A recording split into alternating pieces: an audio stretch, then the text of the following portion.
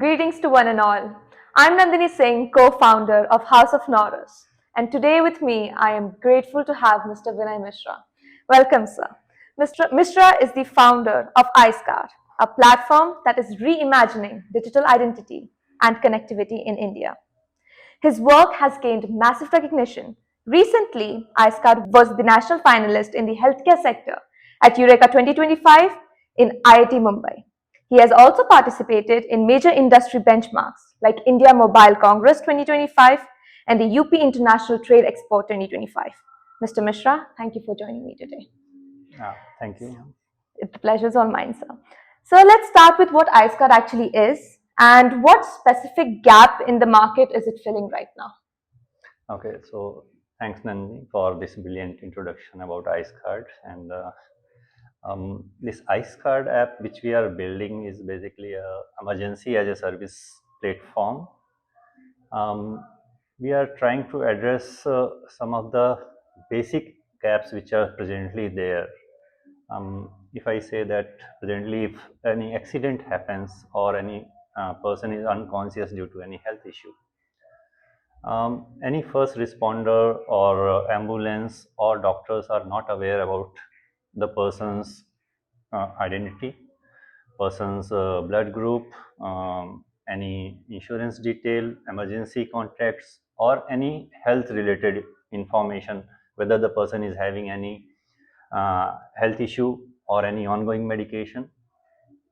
So this is one big challenge, and another we can say that a lot of minor childs or special need child or elderly who are having Alzheimer, dementia, so they go missing due to any reason or maybe child trafficking also, and it takes a lot of time, effort to authorities, even police and other authorities and parents to find them out.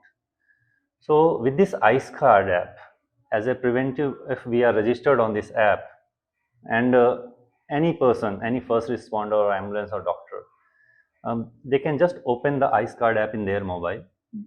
They'll do the face scan of the person, whoever injured victim or accident victim, and immediately they can come to know all the primary information which is vital, critical during the emergency. So this is how this app is working in a primary gap which we are addressing, but we are building it as a platform. You have apps platform for food, taxi, and shopping, but for your emergency or health or any help, there is no single platform. Primary, like recently this case of drowning of engineer has happened, and probably with the technology and such apps, help, specific required help could have been a faster way. Absolutely. So we are trying to address that issues and concerns. All right, sir. So what would be your, to say, vision and mission for the startup? Okay, so like I said that we all have different apps, platforms for different requirements, but for emergency and health, we have disintegrated or fragmented applications. So we are building it such a app that everyone should be on this app, their child, their family members, and make it as a preventive and predictive application, so that tomorrow we can predict or prevent any emergency or health issue. And then we are trying to integrate artificial intelligence, AI, in this, so that we can make the more user friendly. And next, our plan is to do a drone ambulance POC with on this app. That today we have road ambulance, tomorrow with this app, with one click, a drone can come to you, pick up from the incident point, take you to the hospital in a faster way. So that's what our vision is. So you'd also, I think, with a lot of AI integration that's happening, how do you plan on integrating AI at your platform? Yes, it's already work in progress with our developer team, and probably the next development or next version of the app will have some of the features which will be very useful for human being and human life in during any emergency or health issue. Right, sir. And so you were talking about digital data and healthcare data, and you handle digital identities and healthcare data. So what frameworks do you use to ensure user privacy? It's a big question. A lot of data surveillance debates are ongoing, and I think this is an important question that every digital startup has to face at some point of time. It's a very critical and very valuable question, Nandini. And we have been to different events, we met different people, and everybody's concern was this, that what about privacy, what of safety security. Right. So just to share with you, we are using Amazon AWS services, Amazon Web Services, which is probably one of the best secure presently data. And all the data which you upload on this is sent to Amazon servers. In between, we don't keep, we don't have a separate There's servers. no third party. Yeah, no third party.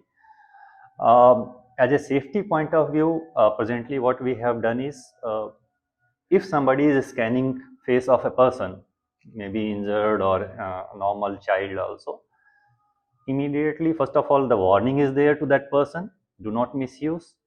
And if there is a certain emergency, if they are using it, immediately person's name and number is shared with the emergency contacts. So that mitigation is there. We are trying to enhance more safety security, and we are trying to bring it at par or better than what the safety security features are there in the banks. Right. So that way probably will make it more secure, so that it is useful for emergency and help only, not for any other thing. Right. And on your website, you've mentioned 4,000 plus happy users. So for your first 1,000 users, did you focus on a specific niche, or did you suddenly, like from the start, target a broad audience immediately? So my co-founder and I are also building a digital startup, and I think we could learn a lot from your growth strategy. Okay, so congrats for your startup. Thank you so much. Wish you all the best for growth. So initially, as we developed this app and we tried to test it, so what we did is we shared with our friends' WhatsApp groups on Facebook, LinkedIn, and different events which we attended. So we have got very positive feedback about it, and everybody agreed that this is a necessity and this is not there. Further, to enhance more visibility of this and awareness, we are approaching different authorities like police or college institutions, corporates, so that they adopt it for their employees, college students, and more visibility and awareness is there about that. Right. So that is the next approach, and then digital promotions also. Digital marketing. Yeah, digital promotions, to make it more aware to the people that this solution is there, they can evaluate and they can use it. Right. Yeah. So you started small, and then you eventually. Even first we started with for India users, and then last year in July, August, we scaled it for global level also. Right. So anyone across globe can also register on this app. We have few users from US, Europe also. Wow, that's interesting to hear. So, and iSCAD was finalist at IIT Mumbai's Eureka 2025. How much does this kind of institutional recognition help in building trust with, the users or investors in the Indian market? At least congratulations for it, first of all. Okay. Thanks, Nandini. And I think such events and encouragement from institutions like IIT, it's such a kind of motivation to startups. And we are grateful, and we are thankful that we were able to reach out of the thousands of applications which were there. So we were probably 10 or 15 startups which were selected in healthcare sector. First state level competition, then zonal, and then finalist. Right. So there was a big hierarchy. You had stepped up. And it gives an encouragement that something which we are building is valuable, and jury has evaluated it, and reaching at IIT level, a lot of investors were there who appreciated this. So I think it's a bigger encouragement for any startup. Right. And so you mentioned having thousands of other startups over there. So in the sea of startups, how did you manage to stand out? What was the narrative you were carrying? What was how did you ensure you weren't just one another over there and managed to get to the finals?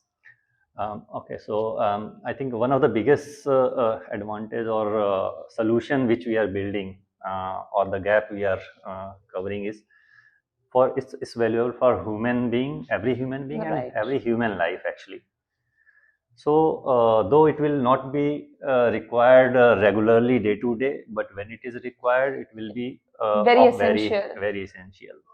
So we are addressing that, and which is like very appreciated by everyone. Right. So that's how and it's very scalable also. Like Definitely. it's for every human being. First of all, any accident victim or minor missing child or elderly, but in a general as a preventive for everyone. And different use cases are there for everyone. Like today you can require a blood, so you can request from this. Tomorrow you can require any financial need or any other health related. So all this will be addressed. I think the most important thing that you did was build a product that's actually very important, very much required in our society, around the world. Absolutely. And having a human touch to it. Yeah, human touch to it, yes. And it's scalable also. Right. So different requirements can be there. Absolutely. And for the last question, it was a very interesting conversation we've had today.